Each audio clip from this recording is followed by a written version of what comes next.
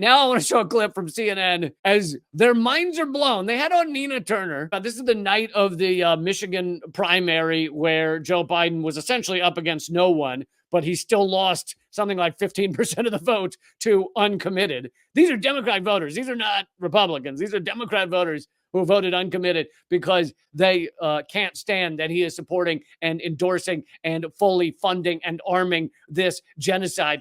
So anyway, that's what CNN's talking about. And their mind is blown as Nina Turner dare say that we should be talking about all of the people being murdered in Gaza and that's probably the reason. Biden lost 16% of the vote to a non-human. I mean, he's almost non-human. He's like an inch away from the grave, but still, at the moment, he's still somewhat human. Lost 60% of Democrats who made the effort to go to their polling place and vote for no one. When they are in fact suffering. And I am young enough to remember, colleagues, when Congresswoman Rashida Tlaib and also Congresswoman Cori Bush called for a ceasefire very early on, they were called abhorrent. Now, fast forward to all of these bodies laying in the wake and people who are living through this every single day. So, by the way, there's also been slaughter in. Did you hear how 4 of them fell over themselves to interrupt her right there because she said, look at all the bodies in the wake? She is detailing. I mean, there may be vague mentions to the war in Gaza or whatever CNN does, but she made it sound like a massacre, which is what it is. And 4 out of 5 or 6 of that panel fell over themselves to interrupt. Let's hear that again. Living through this every single day. So, by the way, there's also been slaughter in Israel. I was going to say. There's a lot of. By the way, there's also been slaughter in Israel. You mean of the, they now tell us 1,200 people were killed on October 7th. Of those 1,200, there is a lot of evidence, like loads of evidence, that at least half of them were killed by IDF.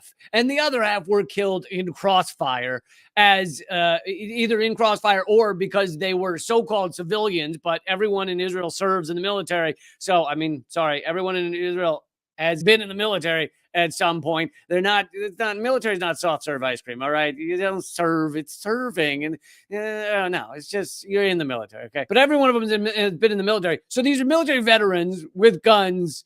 So we will never know how many of the people killed on October 7th were running at Hamas with guns.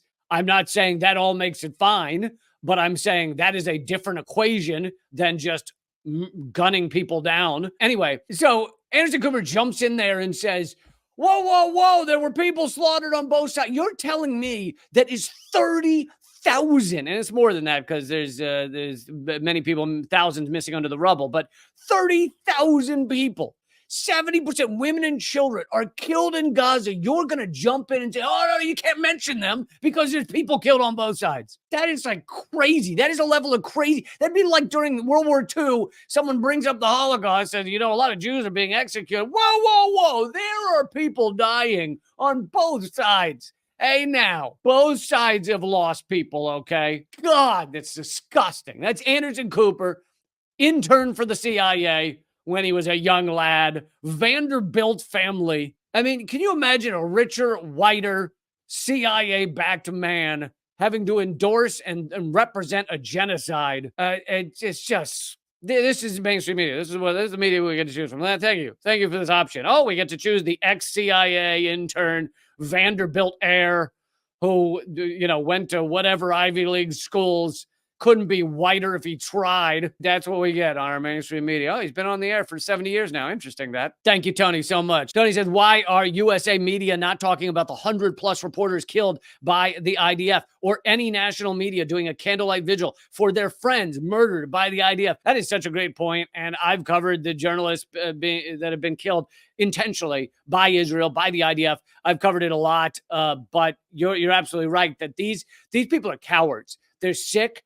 They're sociopathic and they're cowards. They didn't stand up for Julian Assange, even though he's been tortured for 10 years. And they're not standing up for their colleagues who are being executed in Gaza. Like literally, Israel has a list of journalists that they are targeting. These are not accidental in any way. Okay, let's keep going now with the CNN clip. On both sides. No, I'm We not. don't really I'm need not. a lecture on the problem, but I'm talking about the politics of this tonight. What to you would be a victory if somebody was calling for this uncommitted vote? What to do you hear this? He has taken her away from discussing the dead people, the dead children in Gaza. And that's what this vote is all about. And he says, let's talk about the politics. Let's keep really to the politics. We don't want to talk about all the thousands upon thousands of dead people.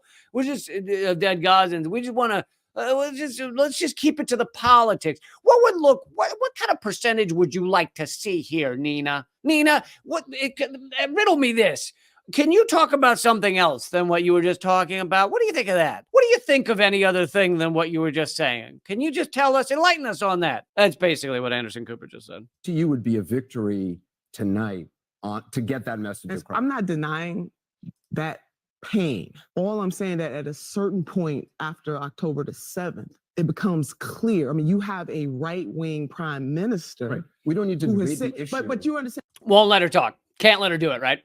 Can't let her actually. She's trying to get back into the subject, and he can't let her do it. I'm not denying anybody's pain. What I am saying is that this president and our country has the power to say to Netanyahu, we need a permanent ceasefire. The only time hostages... Though, if I can push back, I can't let you say a sentence about this genocide. All Nina, and Nina Turner's not being gruesome. She's not calling these people sociopaths. She hasn't used the word genocide. She hasn't used the word ethnic cleansing. She's being what we call in the biz polite. And yet even that is too much for CNN.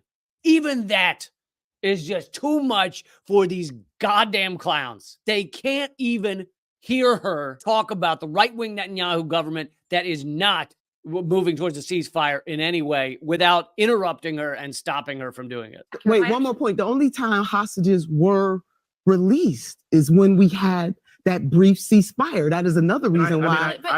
She mentions the ceasefire there and the hostages. And of course, I just like to keep repeating every time I hear the word hostages. Because Anderson Cooper made the point, right? There are people harmed on both sides, right? He really said, oh, you can't talk about dead people in Gaza because there's people harmed on both sides. Well, you know what else? There's hostages on both sides. And Israel has about 10 to 15,000 hostages they're holding right now. Hamas has 100 and whatever, 30 or something. Israel has 15,000. So if you want to talk hostages, then talk about both sides of the hostages.